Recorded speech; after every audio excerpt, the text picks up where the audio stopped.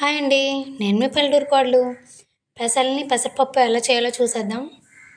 ముందుగా పెసల్ని తీసుకొని నీటిలో బాగా కడగాలి. ఇలా కడగడం వల్ల పెసల్లో ఏమన్నా చెత్త, మట్టి బెడ్డలు, రాళ్ళు ఏమన్నా ఉంటే కరిగిపోయి నీటి వల్ల శుభ్రమైపోతాయి. ఇలా బాగా కడిగిన తర్వాత నీళ్ళన్నీ వడకట్టేసి బాగా ఎండ తగిలిన ప్లేస్లో కింద ఏదైనా పరిచి దాని మీద పెసలేయాలి. కింద ఏమీ పడకుండా అయితే మనం ఇప్పుడే పెసలను కడిగాం కాబట్టి మళ్ళీ మట్టి అయిపోతాయి అవి. మనం కడిగిన పెసలను తీసుకొని ఏదైనా పరిచిన దాని మీద వేయాలి. మనం ఆల్రెడీ నీళ్ళన్నీ వంపేసాము, కానీ ఎంతో కొంత వాటర్ ఉంటాయి. ఆ వాటర్ కూడా లేకుండా దాని మీద వేయాలి. పలచగా వేస్తే మనకు ఒక రోజులో నిండిపోతాయి. ఇలా మనం ఏదైనా కడిగేసి ఎండేయాలి అనుకుంటే ఎప్పుడైనా బాగా ఎండలెక్కినప్పుడే ఆ పని పెట్టుకోవాలి. మామూలుగా వర్షాకాలంలోన మేఘాలు వేసిన రోజుల్లోనైతే ఆ పనికి చిరాకు వచ్చేస్తుంది. అంటే వేయడము మళ్ళీ తీయడము, మళ్ళీ వేయడము మళ్ళీ తీయడము, అలాగా ఉంటే బాగోదు. అవి పూర్తిగా ఎండవు, మనకి రోజు ఒక పనిలాగా ఉంటుంది. బాగా ఎండలు ఉన్నప్పుడు వేస్తే మనం పలచగా వేస్తే ఒక రోజులో ఆరిపోతాయి కాబట్టి దాని పని ఉండదు, ఆ గొడవ వదిలేదు అక్కడితోని. మనం పెసలు ఇలా వాడదేవేసి వేసిన తర్వాత అవి ఎందులో అయితే కడిగామో అందులోనే కిందకి ఏమైనా రాళ్ళు, ఇసుక లాంటివి ఉండిపోతాయి. మొత్తం మనం తీసేసి వేసకుండా లాస్ట్లోనే ఉంచేవాలి. అవి నీళ్ళు వేసి ఇలా వాడదేవితే ఆ ఇసుక కిందకి వెళ్ళిపోద్ది, మనకి పెసలు అనేవి సెపరేట్ అయిపోతాయి. చూడండి ఇలాగా. లేకపోతే కడిగిన దాంట్లోనే మళ్ళీ వేస్ట్ అంతా మళ్ళీ వచ్చేది. మొత్తం అయిపోయిన తర్వాత ఇలా చేత్తో పల్చగా నెరపాలి. పల్చగా నెరపడం వల్ల పెసలే కాబట్టి బేగా ఆరిపోతాయి, ఎండలు ఎక్కుతున్నాయి కాబట్టి. మనకు ఒక రోజులో ఆరిపోతే బేజారు ఉండదు, దాని గొడవ అయిపోద్ది. చూడండి ఇలా పల్చగా. ఇప్పుడు మనకి ఈవినింగ్ అయిపోయింది, మొత్తం ఎండిపోయినాయి. ఓ దాంట్లోకి తీసేద్దాము.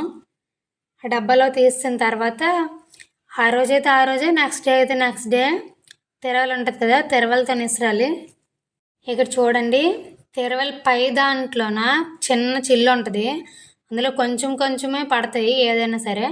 అందులో కొంచెం కొంచెం వేసి ఇలా తెరవలతో విసిరిన తర్వాత అది కొంచెం పైకి ఎత్తితే మళ్ళీ కొంచెం ఫ్రీ అవుతుంది కింద. మళ్ళీ వేసి మళ్ళీ తిప్పి మళ్ళీ వేసి మళ్ళీ తిప్పితే అలా అయిపోద్ది. ఇప్పుడు ఎవరు చేస్తున్నారు చెప్పండి ఇలాంటి పనులన్నీ? ఎప్పుడో మన అమ్మమ్మలు ఉన్నప్పుడు చేసేవాళ్ళు. ఇప్పుడు అందరూ సుఖం నేర్చేశారు, అంత ఆటోమేటిక్గా అయిపోవాలి బేగా, అంత బేగ బేగ బేగ. అప్పుడైతే మిల్లులు ఉండేవి కాదు, అందరూ ఇంత శ్రమ పడుకొని ఏది చేయాలని ఈ ఒక్క పెసలే కాదు, పెసలు, మినుములు, రాగులు, కందులు, జొన్నలు ఏదైనా సరే ఇలాగే చేసేవారు. ఈ పల్లెటూరుకి వచ్చాక నాకు కూడా ఈ పనులన్నీ జాయిగా అలవాటు అయిపోతున్నాయి. చూడండి, మనం తిరవలతో విసిరిసిన తర్వాత ఏదైనా చెత్తలాగా ఉంటుంది కాబట్టి తొక్కలాగా వస్తుంది.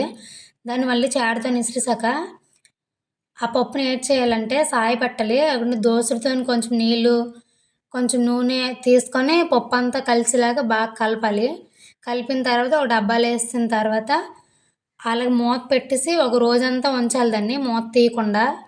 నెక్స్ట్ డే మళ్ళీ ఆ పప్పును తీసి ఎండ తగిలిన దగ్గర ఏదైనా మళ్ళీ కింద పరిచి దాని మీద పప్పు, మనం సాయి పెట్టిన పప్పును వేసి బాగా పలచగా మళ్ళీ నెరమాలి.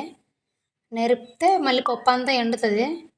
మళ్ళీ పప్పు రోజంతా ఎండిన తర్వాత డబ్బాలో వేసి రాత్రి అంతా చల్లారనివ్వాలి.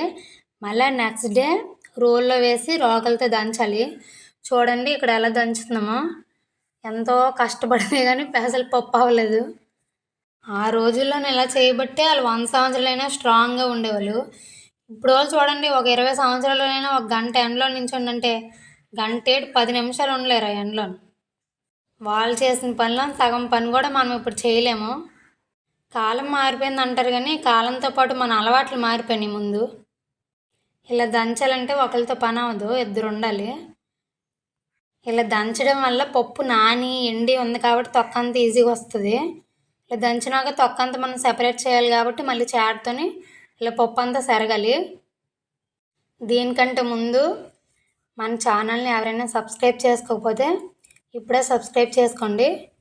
అలాగే మన వీడియోస్ని లైక్ చేయండి. చూడండి పెసరపప్పు ఎంత బాగా వచ్చిందో. ఇంత ప్రాసెస్ అయితేనే మనకు పెసరపప్పు మన చేతికి అందింది.